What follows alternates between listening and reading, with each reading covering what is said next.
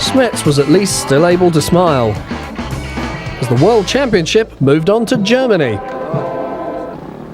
Bartolini set the fastest qualifying time at Teutschenthal, ahead of Johansson and Dutchman Van Doorn, with De Maria the fourth rider to come to the line. But could any of them stop the Italian pulling further away in the championship?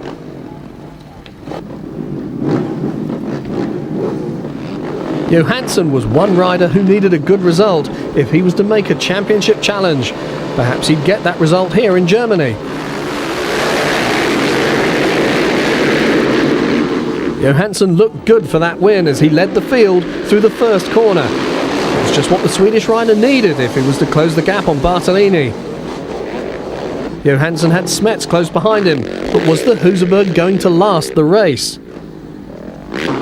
The latest theory was that the misfire was being caused by the fuel vaporizing. Whatever the problem, it didn't hamper Smets early in the race as he tracked Johansson and stayed clear of the rest of the field.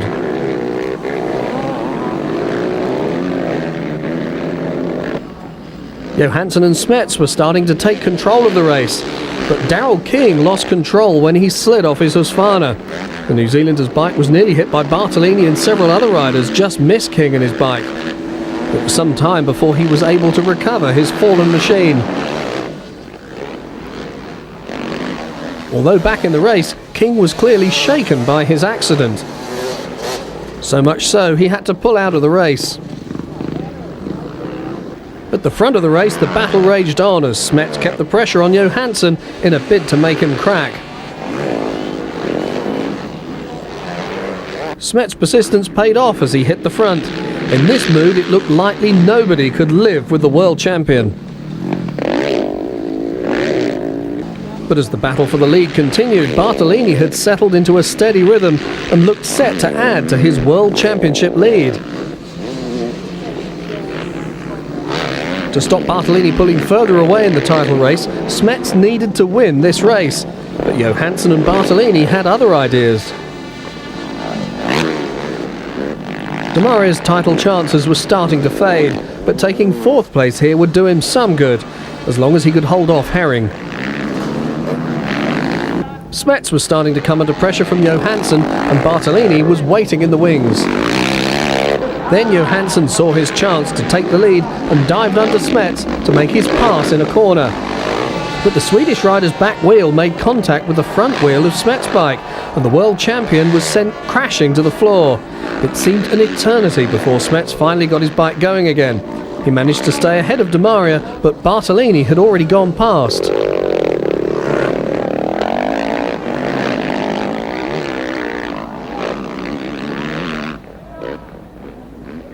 Bartolini also saw his chance to pounce and put the pressure on the new race leader Johansson.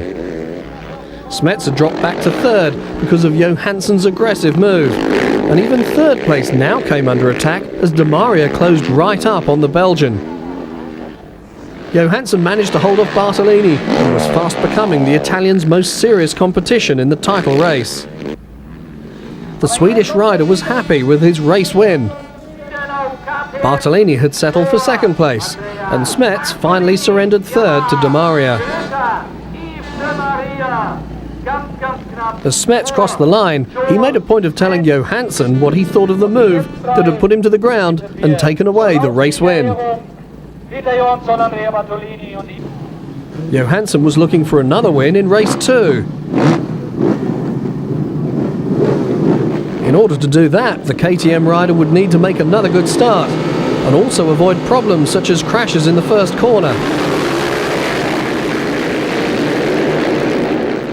A mistake by Puzar caused one such pile-up, which the Italian rider was lucky to escape, but not so lucky was his teammate Bartolini and also Daryl King, who eventually emerged from the dust.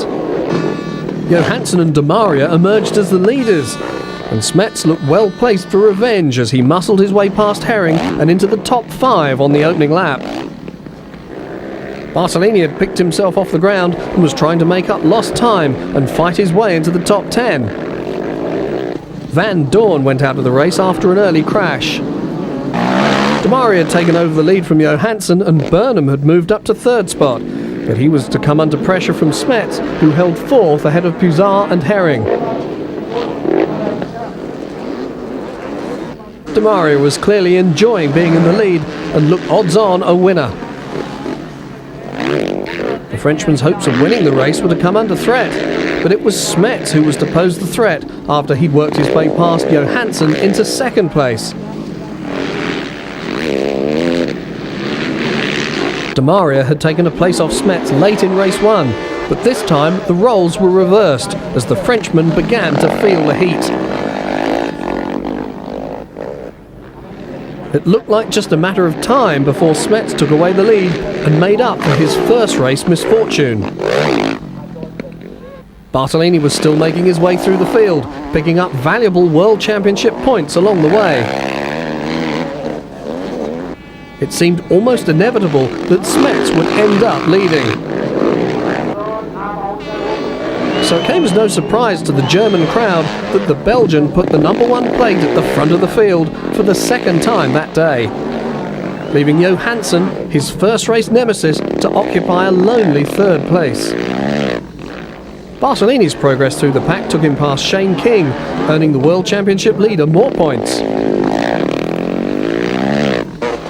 Smets was adding to his lead over Demaria. Surely nothing would stop the world champion picking up a much-deserved win.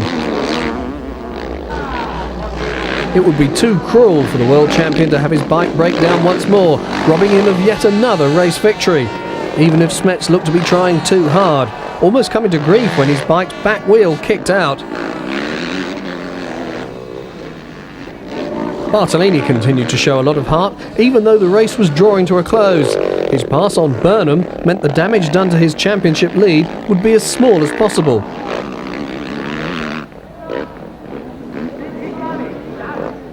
Smets' bike kept going, and he was able to celebrate a much welcome race win as he crossed the line ahead of Demaria. Third place meant Johansson would take overall victory.